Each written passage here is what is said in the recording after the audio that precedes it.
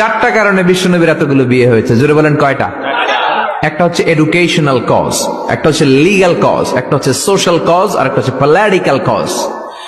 Educational cause যেটা প্রথমে বললাম, নবীর কাছ থেকে শিখতে আসতো পুরুষেরা, নারীরা শিখতে পারে না, মাসালা জানতে পারে না।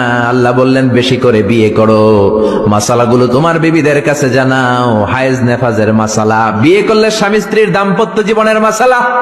ও নবী, তুমিও বলতে লজ্জা পাও, নারীরা শুনতে লজ্জা পায়, তোমার বিবিদের কাছ থেকে এসে এসে শিখে যাবে রে নবী। এক নম্বর কজ এডুকেশনাল। দুই নাম্বার লিগ্যাল। অনেকে ছেলে দত্তক রাখে, পালক পুত্র, খবরদার, পালক পুত্র কোনদিন আপনার আপন পুত্র হতে পারে। যায়েদ বিন হারেসাকে বিশ্বনবী ছেলের মতো রাখলেন। সবাই বলতে আরম্ভ করলো যায়েদ বিন মুহাম্মদ, মুহাম্মদের ছেলে যায়েদ। আসলে কি মুহাম্মদ সাল্লাল্লাহু আলাইহি ওয়াসাল্লামের ছেলে না, হারেসার ছেলে।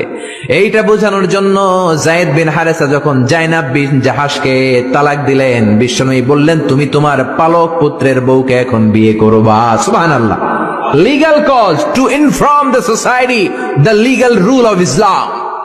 ইসলামের রুলিং শিখানোর জন্য পালক পুত্রের বউ তালাক পাওয়ার পরে বাবা বিয়ে করতে পারে। সুবহানাল্লাহ কোন? আর জোরে কোন? দুইটা গেল। তিন নাম্বার সোশ্যাল কারণে আমার নবী ছিলেন সামাজিক। সামাজিকতার বন্ধনকে শক্ত করার জন্য কিছু বিয়ে করলেন। কেমন?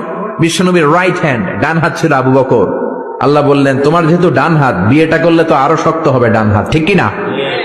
আবু বকরের মেয়ের সাথে বিয়ে। বিশ্বনবীর লেফট হ্যান্ড, বা হাত ছিল ওমর।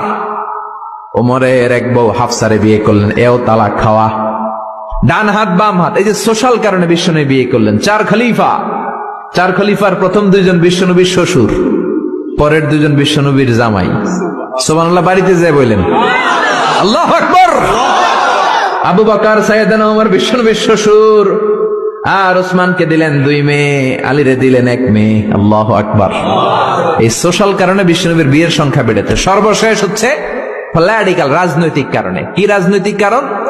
বনুল মুস্তালাকে বিশ্বনবী যুদ্ধ করলেন। যুদ্ধ করার পর বনুল মুস্তালাকের লিডারের নাম ছিল হারিস বিন মেরার। হারিস বিন মেরারের একটা মেয়ে ছিল, তার নাম ছিল জুয়াইরিয়া বিনতুল হারিস। বিশ্বনবীর 11টা বউ, 2টা ছিল দাসী। প্রথম বউ হচ্ছে খাদিজা বিনতে খুয়াইলিদ, এরপর আয়েশা বিনতে আবি বকর, হাফসা বিনতে ওমর, জাইনাব নামে 2 বউ, জাইনাব বিনতে জাহাশ, জাইনাব বিনতে খুজাইমা, মাইমুনা বিনতুল হারিস, জুয়াইরিয়া বিনতুল হারিস, সাউদা বিনতে জামাআ, সাফিয়া বিনতে হুয়াই ইবনে আখতাব, উম্মে হাবিবা, রামলা বিনতে আবি সুফিয়ান, উম্মে সালামা বিনতে আবি উমাইয়া। এই 11 জন বউ। সুবহানাল্লাহ পড়েন। দাসী ছিল 2 জন, একজন রাইহানা, পুরো নাম রাইহানা বিনতে যায়েদ আন-নাদারিয়া, আরেকজন ছিল মারিয়া। মিশরের সম্রাট মুকাউকেস বিশ্বনবীরে হাদিয়া দিয়েছে। মারিয়া তু বিনতে শামউন আল-কিবতিয়া। এই 13 জন। বিশ্বনবী বনিল মুস্তালাকে যুদ্ধ করলেন, বিজয় লাভ করলেন। বিশ্বনবী ভাবলেন বনিল মুস্তালাকের লিডারের মেয়েটারে যদি বিয়ে করি, আমার শত্রুর বংশ হয়ে যাবে আমার শ্বশুর বাড়ি, ঠিক কিনা? বুদ্ধি করে বিয়ে করলেন। বিয়ে করার পরে পুরো বনুল মুস্তালাকের লোকেরা ভাবে হায় হায়, আমাদের লিডারের মেয়ে বিয়ে করছে, এখন তো আমরা বেয়াই বেয়াই সম্পর্ক, ঠিক কিনা? আর কিলাকিলির দরকার নাই, আর তলোয়ার নিয়ে মারামারির দরকার নাই। তলোয়ার ফালা, সবাই একসাথে জড়ো হয়ে অ্যাসেম্বলি কর। মুহাম্মদ রে ডাক। বিশ্বনবী আসলেন।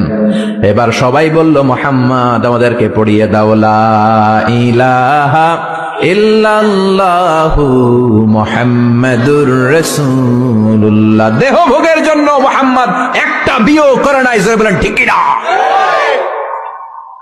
এডুকেশনাল কারণ, লিগ্যাল কারণ, সোশ্যাল কারণ, পলিটিক্যাল কারণ। আবার ইহুদির এক মেয়েকে বিয়ে করলেন বিশ্বনবী, সাফিয়া। খায়বারের যুদ্ধের পরে, ওই বিয়ের পরেও শত শত ইহুদি কালিমা পড়ে মুসলমান হয়েছে।